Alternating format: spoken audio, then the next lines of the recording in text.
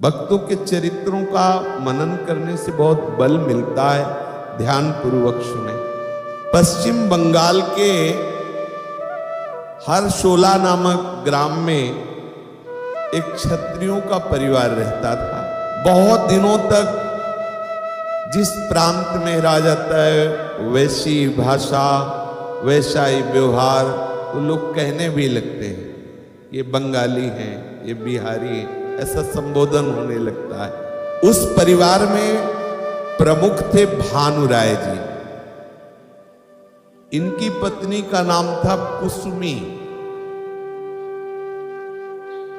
बहुत ही जमींदारी थी, खूब संपत्ति थी, खूब दूध देने वाले पशु थे, खूब अन्न, खूब धन संपत्ति सब। और घर में महाजनी का काम होता था।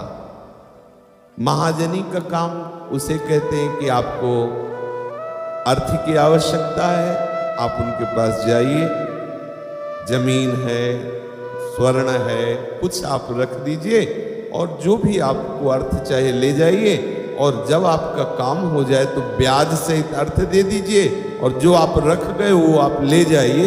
इसे महाजनी का कार्य करते हैं। इनके घर में कोई भी दुर्गुण वाला नहीं था, इतनी संपत्ति होने पर भगवत कृपा पात्र ये परिवार है। खूब भगवत चरणारविंद की आश्रित भक्तों की सेवा करना, भगवत लीला चरित्र सुनना। घर के आंगन में बढ़िया सी तुलसी जी है, जल चढ़ाना, आरती करना, परिक्रमा करना, थोड़ी देर बैठ करके भागवत, श्रीमद् भागवत की कथा होना, फिर गोपाल शास्त्र नाम का पाठ करना। ऐसे पूरा परिवार भक्ति के रंग में रंगा हुआ। प्रधान ठाकुर श्री गोपाल जी महाराज, प्रायः गृहस्थियों में गोपाल जी जरूर होते हैं क्योंकि सरल होता है इनकी सेवा, अपराध की भी संभावना नहीं होती। लाला है, कोई भी गलती हो जाए तो ये नहीं कि अपराध बनेगा। गोपाल जी की सेवा में कोई अपराध नहीं। हमारे लाला हैं, बिना नहाए भी हम उनको पवा सकते हैं। बच्चे हैं, भोग लगाने का तात्पर्य उनको भूख लगी है, पवा सकते हैं, भाव का खेल। और बंगाल में प्रायः शाक्त संप्रदाय की विशेषता शक्ति उपासना, दैवी उपासना, पर ये शुद्ध वैष्णव। भानुराजे के दो कन्याएं थी, लक्ष्मी और माधवी, और उनके बीच में एक पुत्र था जिसका नाम प्रताप राय जी था।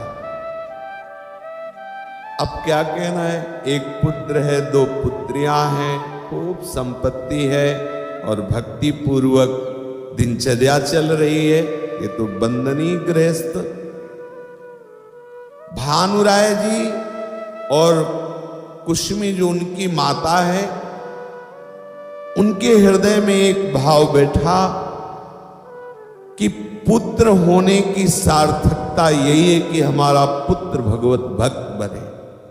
माता पिता का संकल्प बहुत कार्य करता है, पक्का। यदि माता पिता चाहें तो पुत्र को बदमाश बना सकते हैं, चाहे तो पुत्र को महाभागवत बना सकते हैं।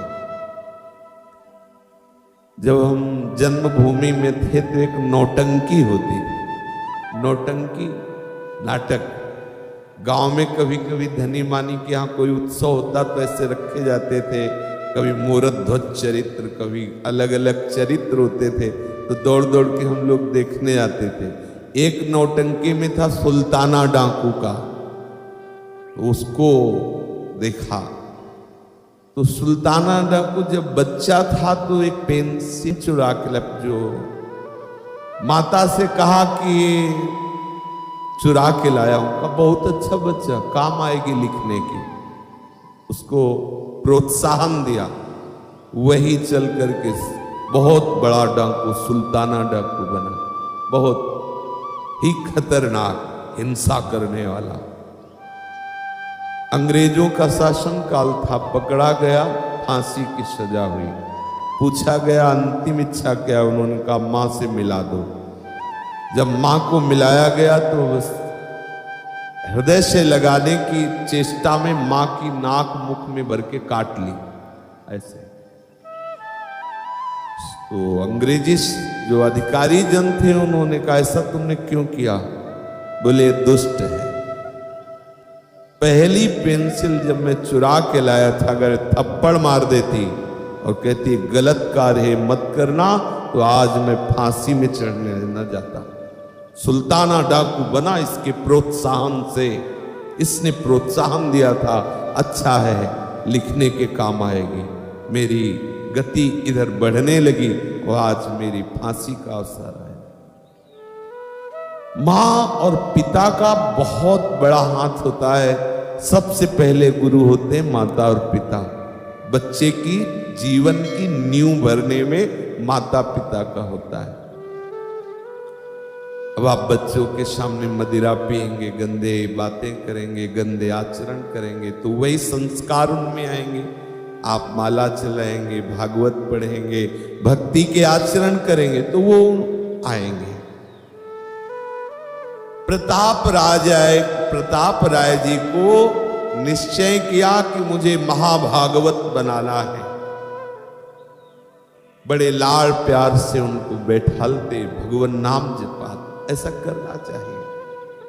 अपने बच्चों को बैठाल करके एक माला राधा राधा जपो, फिर हम तुम्हें बाल भोग देंगे, तुम्हें अमुक वस्तु, प्रलोभन देकर बच्चों को थोड़ा भगवान नाम में, भगवत चरित्र सुनने में लगाना चाहिए। वो बहुत इस बात में सावधान रहते कि मेरे बच्चे को कुसंग ना होने पावे।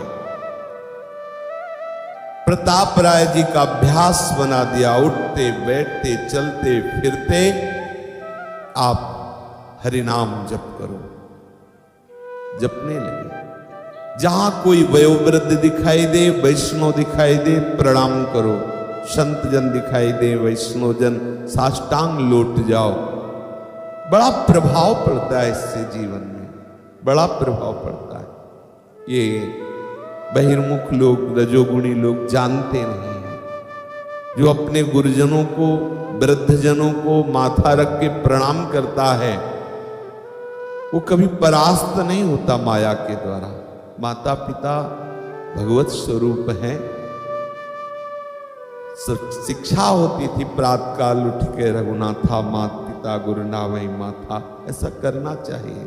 अब तो समय बहुत ही विकराल गति में जा रहा है। यदि संत और वैष्णवों को साष्टांग प्रणाम किया जाता है, उनकी चरण धूलि माथे पे लगती है, तो जितने कण झरते हैं वो सब महाअपराध का नाश करने वाले होते हैं। चिरंजीवी वही होता है जो संत चरणों में प्रणति हो जाता है। प्रताप राय जी के पिता ने ये समस्त वैष्णव आचार अपने पुत्र को सिखाया, प्रताप राय जी को सिखाया। साथ में तुलसी जी में जल चढ़वाना, तुलसी जी के सामने हाथ जोड़कर खड़े होकर भगवान नाम कीर्तन करना, तुलसी जी की प्रदक्षिणा करना, ये सब बड़ा मंगलमय, आनंद वर्धन करने वाली, भगवत प्रसन्नता करने वाली चेष्टाएं हैं। विनय पूर्वक मधुर वाणी से सबसे बात करना। कोई भी अच्छी चीज मिले अकेले ना खाना, बांटकर खाना। किसी भी वस्तु के लिए कभी हट करके झगड़ा नहीं करना।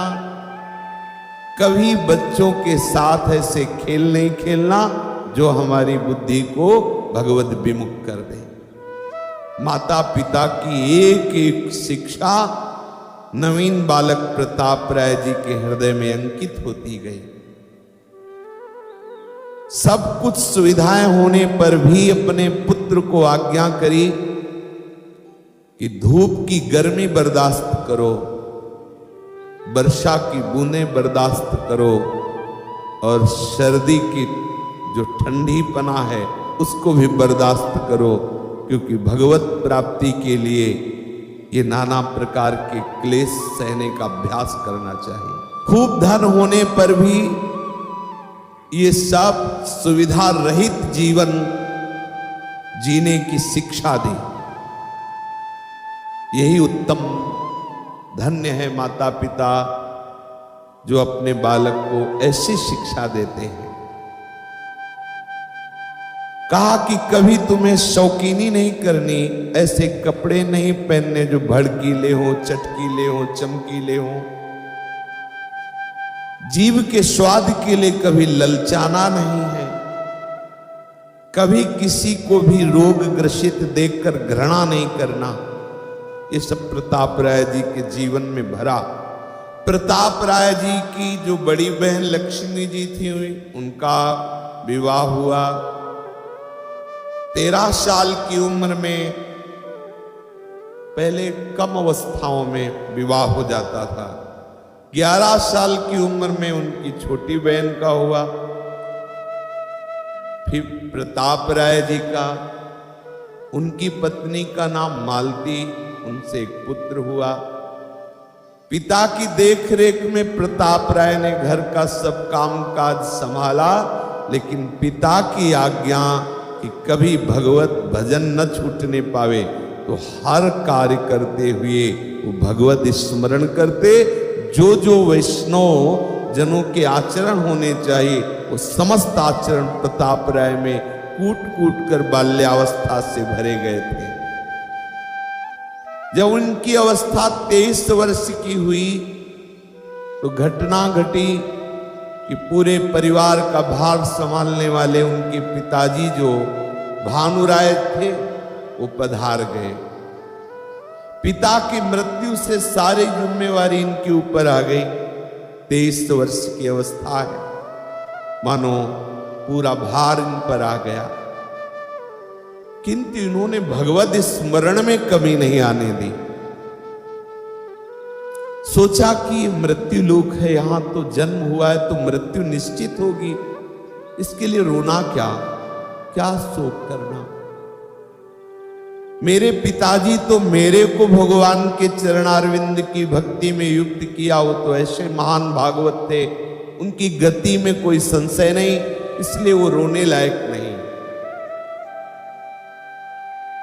उन्होंने तो शरीर को भगवत स्मरण करते हुए ऐसे छोड़ा जैसे कोई गले से अत्यंत सुकुमार पुष्पों का हार उतार दे।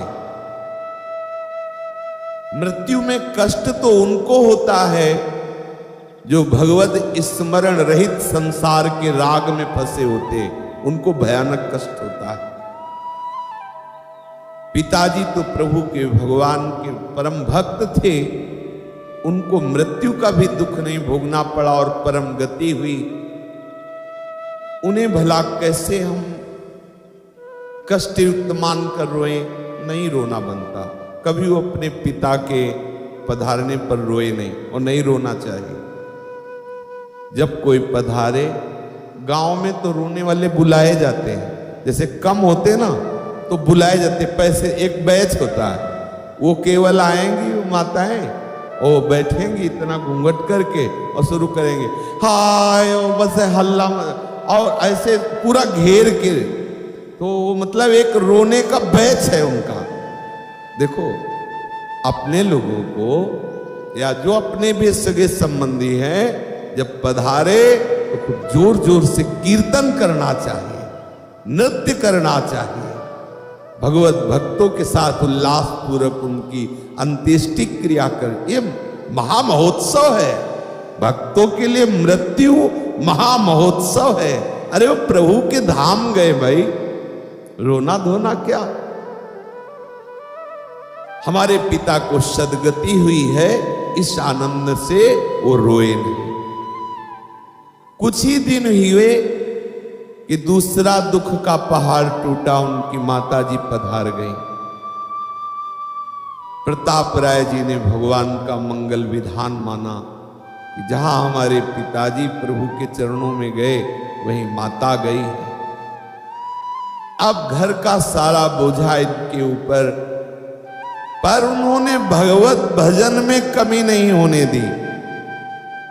बार बार ये समझाते कि ये व्यवहार के कार्य करते हुए भजन करने का आदेश पिताजी ने दिया था, हम भजन में त्रुटि नहीं आने देंगे। प्रधान भजन नाम जप था उनका, जो कभी भी किसी स्थिति में नहीं छूटता था।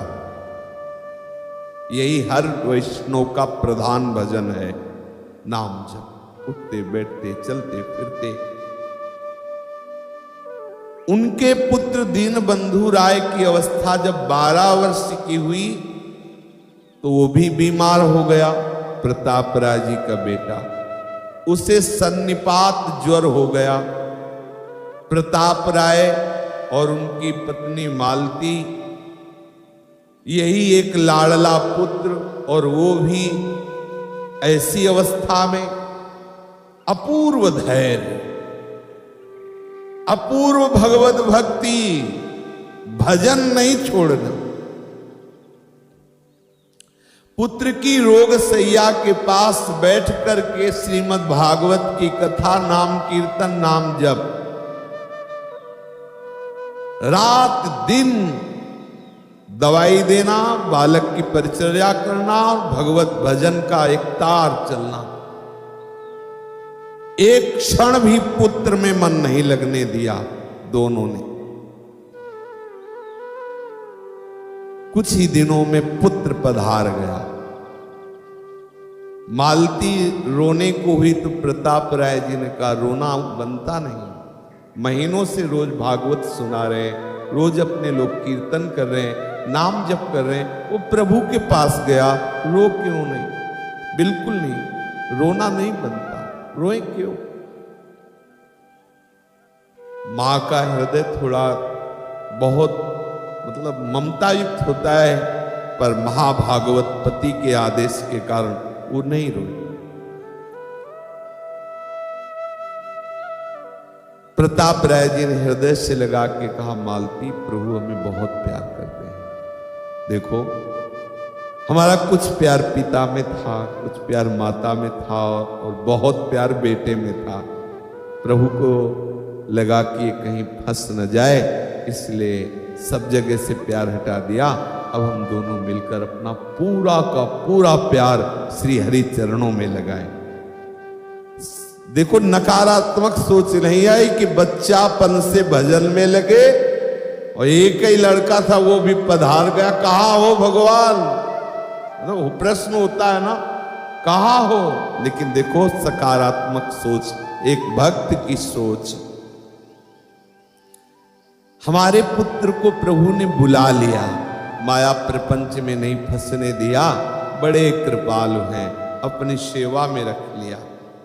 अब देखो, हम दोनों को चाहिए तन्मय होकर प्रभु का भजन करें। अब तो कोई चिंता नहीं। और मृत्यु तो शरीर की होती, आत्मा की तो होती नहीं। और शरीर तो सबका मरेगा, हमारा हो या आपका। ये वियोग तो निश्चित प्राप्त होगा, अपने शरीर का या अपने सगे संबंधियों के शरीर का। बैठा लीजिए, अपने शरीर का या अपने सगे संबंधियों के शरीर का वियोग निश्चित प्राप्त होगा। इसका नाम मृत्यु लोक है। क्रम से सब मरेंगे, सब। इसका नाम मृत्यु लोक है। इसलिए इस बात में दुखी होकर भजन नहीं छोड़ना, प्रताप राय जी ने समझाया। कुछ समय बाद छोटी बहन माधवी के पति, उनका नाम बल्लभ राय था, वो भी बीमार पड़ गए, रोग सैया में पड़ गए। बहुत सी दवाइयां की, लेकिन उनको कोई लाभ नहीं हुआ। बड़ी बहन लक्ष्मी ने हठ प्रारंभ किया और प्रताप राय जी से कहा, आज तक हमने राखी बंधन से आपसे कुछ नहीं मांगा, राखी बंधन आप हमारे भैया हो, आज मैं मांगती हूं, पति की रक्षा करो, सैया पे हैं, भगवान से प्रार्थना करो क्योंकि आपका निरंतर भजन चलता है और आप संकल्प करेंगे, आप चाहेंगे तो मेरा ये बच जाएगा, रोग सैया से बच जाएगा। और पक्का भक्त क्या नहीं कर सकता, उसके पास हरि नाम रूपी धन है, पर वो वही नहीं कर सकता जो प्रभु नहीं चाहते। समझ रहे हो? भक्त क्या नहीं कर सकता, अर्थात उसकी अमोघ सामर्थ्य है, पर वो वही नहीं कर सकता जो प्रभु नहीं चाहते। प्रताप राय जी तो महान प्रेम लक्षणा भक्ति से युक्त थे, पर उनकी बहन ने हठ किया, आपको मेरे लिए गए। बल्लभ राय बहनोई की सैया के समीप बैठे और वहीं उनकी पत्नी माधवी जी बैठी। प्रताप राय जी भगवान का स्मरण करते हुए प्रभु से प्रार्थना करने लगे कि मैंने ना मांगा है ना मांगूंगा। ये कह रही है कि आप मांगो, तो मुझे लगता है कि आपकी इच्छा है क्या कि आपसे मांगे। जैसे प्रहलाद जी से प्रभु कह रहे मांगो, तो कह रहे यही वरदान दे दो कि मेरे अंदर कोई मांगने की इच्छा ना हो। लेकिन जब आप यही कहते हो कि मांगो, तो प्रभु सबका मंगल हो जाए, सब आपकी भक्ति से युक्त हो जाए, सब आपके परम धाम जाए। सर्वे भवन्तु सुखिनः सर्वे सन्तु निरामयाः। ये क्या मांग हुई? ये कोई मांग हुई? प्रभु मैंने कभी आपसे मांगा नहीं, ना कभी मांगेंगे। ये बहन कह रही तो मुझे ऐसा इशारा लग रहा है कि आप चाहते हो क्या कि आपसे मांगे। देख लो प्रभु, और बस स्मरण में डूब गए। उसी समय दोनों को एक साथ तंद्रा आती है। जो चरणों के पास बैठी हुई बहन थी, पति के चरणों के पास, और सिर को गोद में रखे हुए प्रताप राय जी, देखा उसी समय दोनों ने एक साथ ही देखा। श्री हरि के पार्षद तेजस्वी चतुर्भुज नारायण रूप विमान लेकर पधारे और कहने लगे, वल्लभ तुम्हारे ऊपर भगवान बहुत रीझ गए हैं। हम इस माया प्रपंच से हटाकर तुम्हें अपने दिव्य धाम में वास कराने के लिए मुझे भेजा है, किंतु अब नहीं ले जा पाएंगे हम तुम्हें। आ गए हैं लेकिन ले नहीं जा पाएंगे। उनका क्यों? तुम्हारी पत्नी ने ऐसे महाभागवत से ये हठ करा लिया है कि तुम स्वस्थ हो जाओ, अर्थात तुम परम धाम न जाओ। भगवान अपने भक्ति की बात नहीं काटते, ध्यान देना, अंदर की बात है।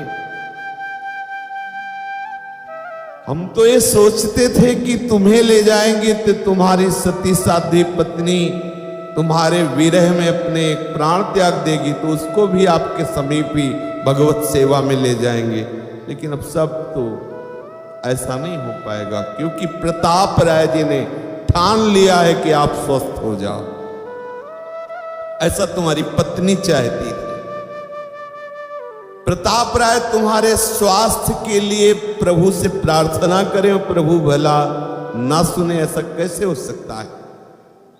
तुम जानते हो कि भगवान भक्त के अधीन है। रो पड़े बल्लभ जी और कहा, प्रताप राय जी ऐसा नहीं कर सकते, हमारी महामंगलमयी यात्रा में वो बाधा नहीं डाल सकते। अनंत जन्मों से जिस प्रीतम से बिछुड़ा, उससे मिलने का अवसर आया और वो रोक देंगे? ऐसा नहीं, ऐसा उनको नहीं करना चाहिए। भगवान के इस मंगलमय आवाहन को वो रोक दे, ये बिल्कुल ठीक नहीं।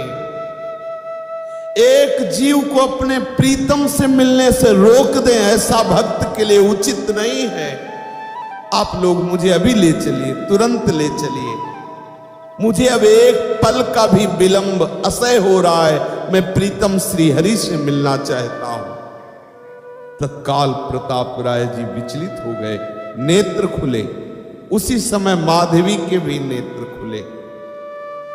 मुख पर अपार आनंद प्रताप राय जी के है। पास में बैठी हुई बहन माधवी से कहा, बहन तुमने कुछ देखा? उनका हाँ हमने देखा, अभी भगवान के दिव्य पार्षद आ रहे थे, कैसी दिव्य शोभा थी विमान की, और वो ऐसी ऐसी वार्ता कर रहे थे, तो अब क्या राय है? माधवी ने कहा, मैं हाथ जोड़कर प्रार्थना करती हूं, बिल्कुल प्रार्थना न करना, अब मेरे पति को प्रभु श्री हरि से मिलने दो, अब कोई बाधा मत डालना, आप प्रार्थना न करना। मैं बहुत प्रसन्न हूं अपने प्रभु के विधान पर कि मेरे पति भगवान से मिलने जा रहे हैं। समझिए, हमें लगता है कि वो बीमार ठीक हो जाए और उसे प्रभु मिलना चाहते, प्रभु मिलन की तिथि आ गई। अरे प्रीतम के लिए तो विरह में तड़पता रहा अनंत जन्मों से, जब से तुम बिछुरे प्यारे कब न पायो चैन। आज प्रीतम से मिलने जा रहा है। कोई अपने भजन का प्रयोग प्रीतम मिलन के लिए प्रयोग करता है कि प्रीतम मिलन की बाधा में प्रयोग करता है? इसीलिए जो उत्तम महाभागवत होते हैं, बस एक ही सूत्र है, जोई जोई प्यारो करे। मैं अज्ञानी क्या जानूं कि प्रभु का इसमें क्या विधान है, और मैं अपने भजन बल का रोड़ा लगा दूं, भजन बल से बाधा पहुंचा दूं, अमंगल हो जाएगा। मंगल भवन की हर इच्छा महामंगलमय है। प्रतापराज जी के नेत्रों से आंसू हराए, मन ही मन सोचने लगे कितना बड़ा अपराध हो जाता मुझसे यदि भगवान मुझे ये संकेत न देते। अदूरदर्शी प्राणी भगवान के विधान में अमंगल सोच लेता है। हाय, अगर ये भगवत पार्षद प्रकट ना होते तो मेरे द्वारा कितना अमंगल हो जाता। नरक की कीड़े की भांति नरक में पड़े रहना उसको अच्छा लगता है, और भगवान जब कृपा करके उसके इस पाप, इसके अमंगल, उसके इन विघ्नों को शांत करना चाहते तो सोचता भगवान ने ऐसा क्यों कर दिया। ये भोपाल से आना शुरू हुआ, शरीर रोग से ग्रसित था, बड़ी श्रद्धा दिखाई, आगरे से डॉक्टर करके दवा लाने गए, दवा ला के आए तो राम जी भाई सत्संग भवन के चौराहे में गिरे, यहां से हाथ टूट गया। हमें लगा भगत जो है अगली बार दवा नहीं आएगी, पर वो सुलझे हुए थे। उनका कोई बात नहीं, जहां आप प्रारंभ करोगे लीला शुरू हो जाएगी। डर यही लगता है कि कच्ची मटकी है, फूट न जाए। अभी थोड़ी श्रद्धा शुरू हुई, बोले जब से वृंदावन, जब से महात्मा जी का संग, जब से भजन, तभी से विघ्न शुरू। आप समझो, विघ्न नहीं, महामंगल मोद की यात्रा प्रारंभ हो गई। इसी समय वल्लभ की आंखें खुली और प्रताप राय जी की तरफ नम्र होकर के और जोर से हरि बोला और शरीर छूटा, भगवत धाम को गए। प्रताप राय जी के पूर्वज महाजनी का काम करते थे, तो ये भी महाजनी का कार्य करते थे। और ये ऐसे कार्य करते थे कि एक बहुत बड़ा सा बक्सा रखे थे लोहे का, और बगल में बैठक थी, बस माला लिए नाम जप करते रहते। जैसे कोई आया कहता मुझे 5,000 रुपये चाहिए, तो जमानत में रखने के लिए क्या लाए हो? तो बोले ये है, उसमें रख दो, ये लो 5,000, जब तुम्हारा काम हो जाए तो ब्याज से दे जाना, बक्से से उठा लेना। वो ये भी नहीं देखते थे कि तुमने क्या रखा। अपने हाथ से संदूक में रखो, रुपया यहां से गिनो और ले जाओ, वो तो माला जप करते रहते थे। प्रताप राय जी का यश दिन प्रतिदिन बढ़ने लगा, क्योंकि बिस्तरे सब जग विमल कीरति, साधु संगति नाटरे। भगवान नाम का प्रताप ऐसा होता है, धर्म पूर्वक चलोगे तो धर्म तुम्हारी रक्षा करेगा, तुम्हारा यश होगा, संपत्ति बढ़ेगी, आनंद बढ़ेगा। लेकिन ये बढ़ने के साथ द्वेष भी बढ़ेगा। लोग तुमसे द्वेष करेंगे, तुम्हारी निंदा करेंगे, ऐसे महाभागवत के प्रति भी द्वेष और निंदा करने वाले हृदय में जलने लगे। अब वहां का जो एक अधिकारी था वो दुष्टों से मिला कि इसका तो बड़ा बोलबाला हो रहा है, ये ईर्ष्या सह पाना बहुत कठिन है, हम तो न जाने क्या क्या करके परेशान हैं और बड़े सुख चैन से आनंद पूर्वक, ना कोई मेहनत करता है ना कुछ, माला चलाता रहता है, खूब संपत्ति बढ़ रही और इसका बड़ा यश। और लोग प्रमाण देते थे प्रताप राय जी का ईमानदारी का, क्योंकि महाभागवत थे। उनमें से उन्होंने 4 चोरों को तय किया जो दुष्ट स्वभाव के थे। उनमें से कहा कि डिब्बे थैलियां तैयार करो, उनमें कंकड़ भरो।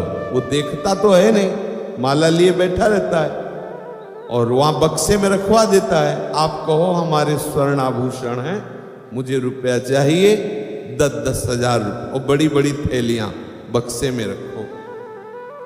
बारी बारी से चारों डिब्बा वो थैलियां ले जाकर के संदूक में रख देना और रुपए ले लेना, और कुछ ही दिनों बाद हम चलेंगे रुपए लेकर के, ब्याज सहित देंगे और थैलियां उठाएंगे, कहेंगे देखो ये बेईमान माला लेकर बैठा रहता है कि हम भागवत है, हमारा सोना गायब कर दिया, इसमें कंकड़ भर दिया।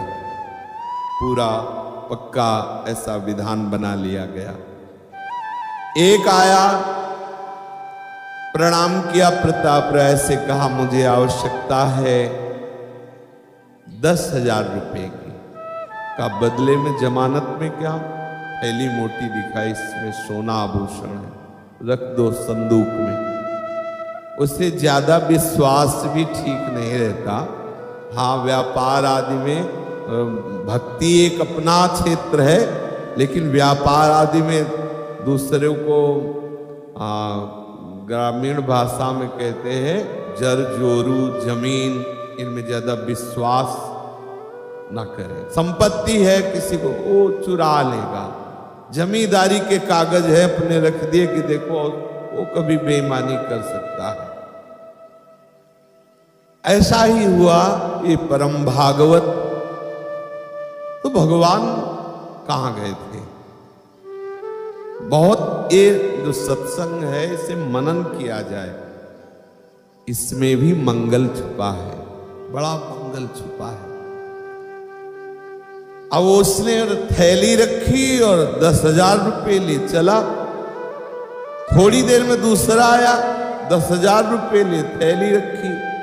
तीसरा आया, चौथा आया, ऐसा है।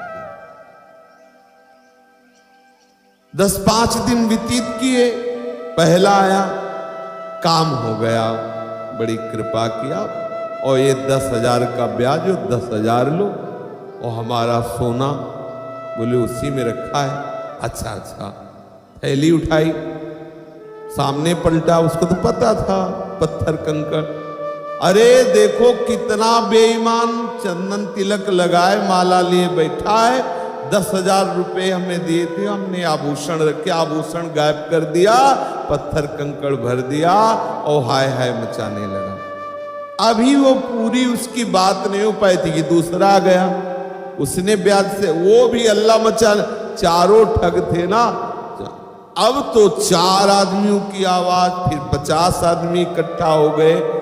सब कहने लगे यार ऐसा भी भगत, पूरा पाखंडी, देखो ऐसा नहीं करना चाहिए प्रताप राय को। और वो चुप। उन्होंने कहा भैया तुम सच्ची ईमानदारी से बताओ, देखो हमने तो छुआ भी नहीं, तुम जहां रख गए थे। अरे बोले ईमानदारी की बात तू करता है। अब पूरा गांव खिलाफ, पूरा नगर खिलाफ। ये हरि की लीला। प्रताप राय जी के पसीना आ गया कि मतलब ऐसा, बहुत समझाया पर उन धूर्तों को तो छल करना था। प्रताप राय जी साबित हो गया कि बेईमान है। सब लोग कहने लगे धूर्त, बेईमान, पाखंडी। तिलक लगाए माला जपता रहता है। मुसलमानों का उस समय शासन था, बादशाही इन्हीं के हाथ में थी, और जो अधिकारी काजी था उसी का सारा ये विधान बनाया हुआ था। अब न्याय का नाटक रचा गया कि काजी से, काजी तो भेजे ही था चारों को, काजी ने तत्काल बादशाह से मिलकर के कि हमारे नगर में अराजकता फैला रहा है और ऐसा ऐसा बेईमान ये पाखंडी प्रताप राय, बिना किसी जानकारी, क्योंकि काजी जब दस्तखत कर रहा फिर क्या, तुरंत आदेश हुआ उनको जेल में बंदी बना लिया जाए, घर द्वार खेत पशु धन संपत्ति सब जब्त कर ली जाए। अब काजी षड्यंत्रकारियों ने उनको मिला ही रखा था। अब मालती ने प्रताप राय से कहा कि हमने सुना है सैनिक आ रहे हैं, सब संपत्ति जब्त करेंगे, हम लोगों को जेल में डालेंगे, हमारी तो कोई बात नहीं, लेकिन गोपाल दुख पाएंगे, ठाकुर जी दुख पाएंगे। गोपाल जी प्रधान सिंहासन में विराजमान थे, तो गोपाल का कुछ थोड़ा भोग और उनकी श्रृंगार की पोशाक आदि और गोपाल को लेके भाग पड़ी, वो तो आएंगे यहाँ ऐसा सब, तो हमें भागना चाहिए। वो भाई के घर भाग के चली गई। अब पूरी फौज आई, प्रताप राय जी को बंदी बनाया, सब संपत्ति जब्त कर ली गई। तो गांव वालों ने देखा था मालती जी को जाते हैं, तो उन्होंने कहा पत्नी इसकी कुछ संपत्ति लेकर के भाग गई है। सैनिक दौड़ाए गए, खोज हुई रिश्ते नातेदारों के यहाँ, तो अपने भाई के यहाँ मिली। ठाकुर जी सहित आभूषण सहित मालती सहित जेल में।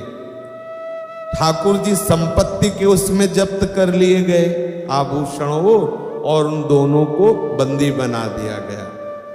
धन संपत्ति गई, इज्जत गई, पूरे गांव में इज्जत थी। परम वैष्णव बड़े धर्मात्मा है, कारागार मिला। देखते जाओ, बचपन से महान भक्ति में लगे हुए नाम जापक है। कैसा लग रहा है सुन के? कहाँ है भगवान? अब आप देखो, सब विनाश हो गया। लोक में यश था वो मिट्टी में मिल गया, संपत्ति सब हड़प ली गई, ठाकुर सहित अब जेल में है। कहाँ है गोपाल जी? लड्डू ही खाते रहे केवल। अरे थोड़ी तो कृपा करते बड़े। लेकिन इन महाभागवतों की वृत्ति देखो, उन्होंने मन में विचार किया कि गोपाल जी को भोग तो अब लगेगा नहीं, वो भी संपत्ति की जगह वो तो ऐसे पधरा दिए, वो शब्द हम नहीं बोले, फेंक दिए, उनको लिए तो ठाकुर है। वो दुखी हो रहे गोपाल जी के लिए, उनको कैसे भोग लगेगा, उनका कैसे श्रृंगार होगा, मेरे ही पाप का फल होगा। मेरे भगवान कभी अमंगल नहीं कर सकते, ये तो मेरे किसी पाप का प्रभु ने पावन करने के लिए विधान बनाया है। हमारे प्रभु के प्रत्येक विधान में महासुख है। मैं कैसे सोचूं कि मुझे दुख मिला है? पत्नी ने कहा इसमें क्या सुख है, जेल में बंद है, सब लूट गया। बोले देखो, व्यर्थ के लेन देन व्यापार में वहां ताके बैठे रहते थे, दोनों को जेल में कर दिया। कुछ लोग कुछ तो भोगराग मिलेगा ही, राधे श्याम रात दिन रटते, सब खत्म कर दिया। कितने कृपालु प्रभु हैं।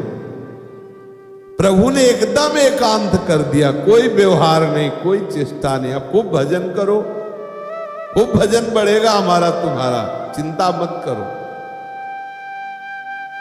उन्होंने मन में, मालती जी ने कहा कि देखो आप ये फुसलाने वाली बातें मत करो, आपके संग से हम भी प्रभु का भजन करते हैं। ठीक है, हमें जो भी जैसा भी उनका विधान हो, लेकिन हमारी सेवा जो उनकी थी छूट गई ना। अब हम सेवा छोड़ के उनकी तो नहीं रह सकती ना, उनका भोग नहीं लग रहा ना, मैं नहीं जी सकती इसके, ये विधान हम मानने वाली नहीं। प्रताप राय जी को भी अच्छा लगा और दोनों रोने लगे। कि प्रभु ये बात तो सही है, आपकी सेवा छूट गई, आपको जो भोग राग करते थे, दोनों विकल जो ही विकल हुए तो ये आ गए, जेल में आ गए, प्रभु आ गए। साक्षात संपूर्ण जो उनका कमरा था प्रकाश से भर गया, देखा अनंत सौंदर्य माधुर्य निधि, प्रभु मुस्कुराते ये खड़े, दोनों ने चरण स्पर्श किया, प्रभु ने उनको हृदय से लगाया और कहा हम तुम्हारे धैर्य की परीक्षा देख रहे हैं। क्या धैर्य? ऐसी स्थिति में तुम्हें अपने सुख की याद नहीं आई, मेरे सुख की याद आई। अब तुम बहुत शीघ्र ही अपने शरीर को छोड़कर हमारे नित्य धाम में आओगे। भगवत साक्षात्कार का योग बना। बाहर से देखने में लगा कितना कठोर, लेकिन आंतरिक देखो भगवत साक्षात्कार का योग बना। किसी भी स्थिति में अब हम प्रभु से विमुख नहीं हो सकते। हमारा धैर्य, हमारी दृढ़ता ऐसी हो कि चाहे जो हो जाए, खंड खंड हो जाए तन, अंग अंग सत टूट, अब हमें अपनी निष्ठा नहीं छोड़नी, अपने मार्ग से हिलना नहीं है। ये धैर्यपूर्वक समझ लीजिए, कुछ भी हो सकता है। ये मृत्युलोक है और बड़ा भयावह ये मार्ग है। कभी भी कुछ भी कैसे भी अपनी चिंतन वृत्ति नहीं बदलनी चाहिए, अपनी निष्ठा नहीं बदलनी चाहिए। भगवान के होते ही ऐसा कैसे हो गया? सबसे ज्यादा प्रश्न तो यही आता है जब हम ये कहते हैं ना कि करो सदा तिनके रखवारी, जिम बालक राखे महतारी, तो हम सोच लेते हैं हमें जुकाम भी नहीं होगा, भगवान हमारी रक्षा करेंगे। भगवान रक्षा करेंगे भगवत प्राप्ति के विधान की। तुम्हारा शरीर नाशवान है, अगर जरूरत पड़ी तो पिटाई विटाई भी करवा सकते हैं, निंदा भी करवा सकते हैं, धक्का मुक्का से। अब आ रहे राधा करावचित पल्लवल बोले यहां से फ्रैक्चर हो गया, ये सब लीलाएं होंगी, इसमें भजन का तारतम्य ना जोड़ा जाए। आज के सत्संग का सार यही है कि अब चाहे जो कुछ हो, हमारे प्यार आप हो, आप ही रहोगे, आपसे ही है। ये शरीर संबंधी भोग या शरीर संबंधी स्नेही जन, चाहे सब हमें छोड़ दे, चाहे सब नष्ट हो जाए, पर प्यारे आपका स्मरण नहीं छोड़ेंगे। ऐसी निष्ठा से चल लो तो इसी जन्म में हम प्रभु को प्राप्त कर लेंगे।